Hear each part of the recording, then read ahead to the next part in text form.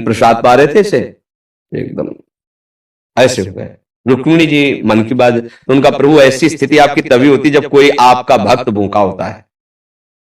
तो भगवान के आंसू आ गए। हमारा पुराना मित्र है सुदामा, और कई दिन से उसके घर में भोजन नहीं, बच्चे। बोले प्रभु आप दुखी हो रहे हो, महालक्ष्मी स्वरूप आप आदेश करो, त्रिभुवन की राज लक्ष्मी उसके घर में। तो उनका बात तो यही कि उसके अंदर कामना नहीं है, और मेरे भक्त के अंदर यदि कामना नहीं होती तो माया मैं नहीं देता।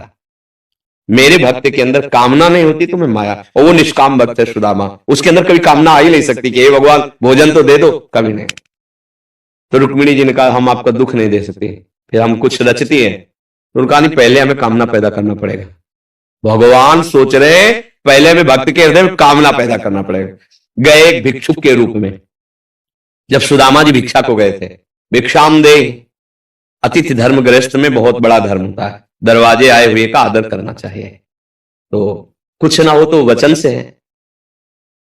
निकली भिक्षाम दे, तो उनका भगवान हम भिक्षा देने लायक नहीं है। क्यों? उनका एक पुत्र हुआ है इसलिए सूदक है। ठीक है, 15 दिन बाद आ जाएंगे।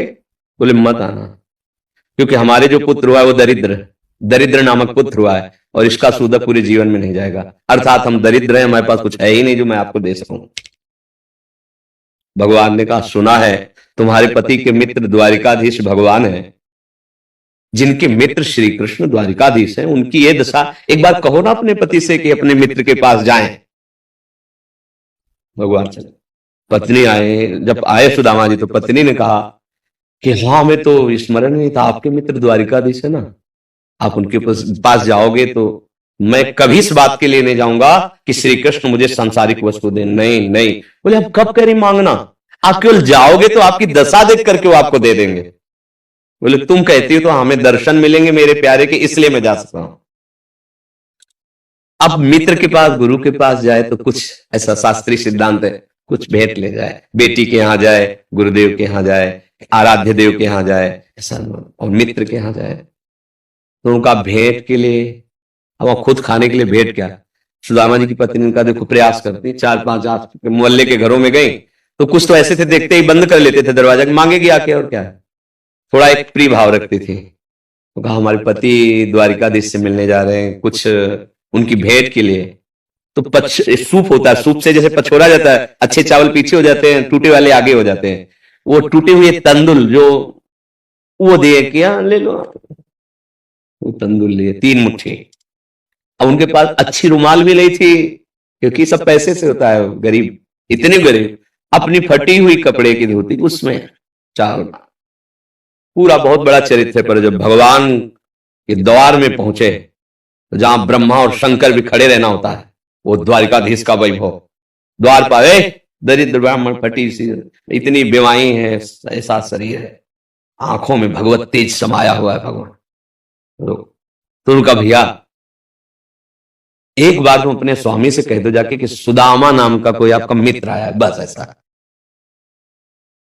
पार्षदों ने बड़े दयालु हैं, पार्षदों ने कहा आप यहीं तब तक खड़े रहिए जब तक हम ना आए।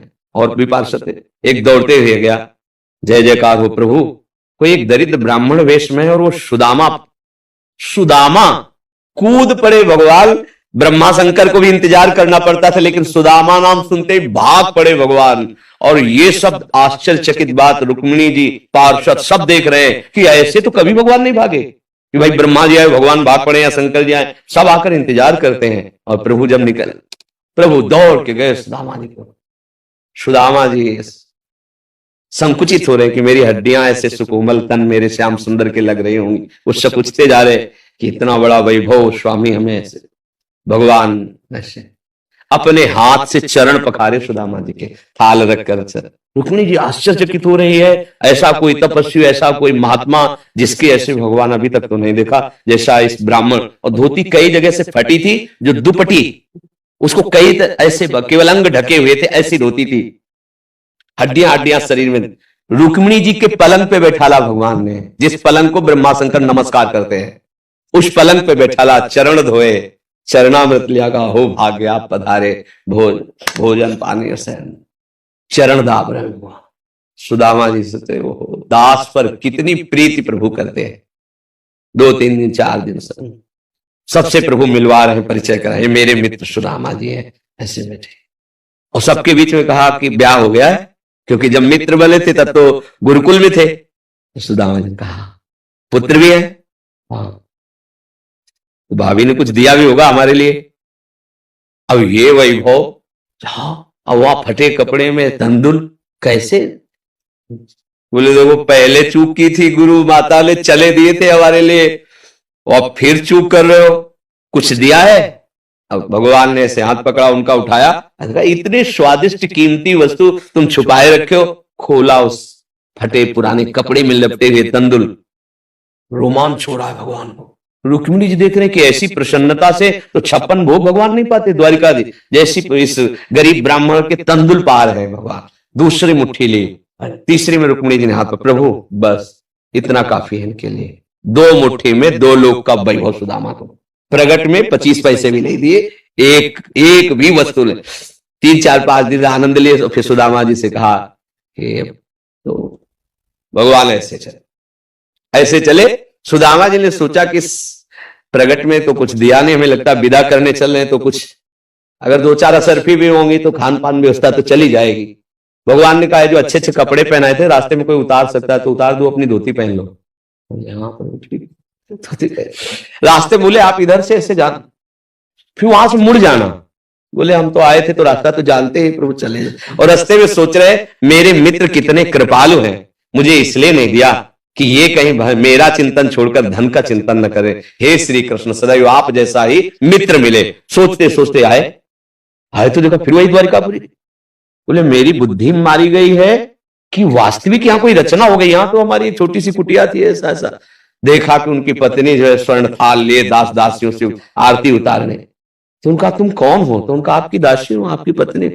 ये सब बोले जिनके पास गए थे ना, उन्होंने सब अश्रुपुलकित हो रहे कि वास्तविक तेरे दरबार की आली निराली शान ये देखी, सखावत खुद तेरी गलियों में चक्कर काटते देखा, फैलाया हाथ जिसने तेरे दरबार में आकर तुझे देते नहीं देखा, मगर झोली भरी देखी। ऐसे अगाध सिंधु भगवान का दासत्व भला हमको निष्फल कैसे हो जाए? हम जो राधा राधा जप रहे हरि हरि, ये कभी निष्फल हो सकता है। पर धैर्यवान रहो, धैर्यवान रहो, समय से जब आएगा तो आप निहाल हो जाओगे। अश्रद्धा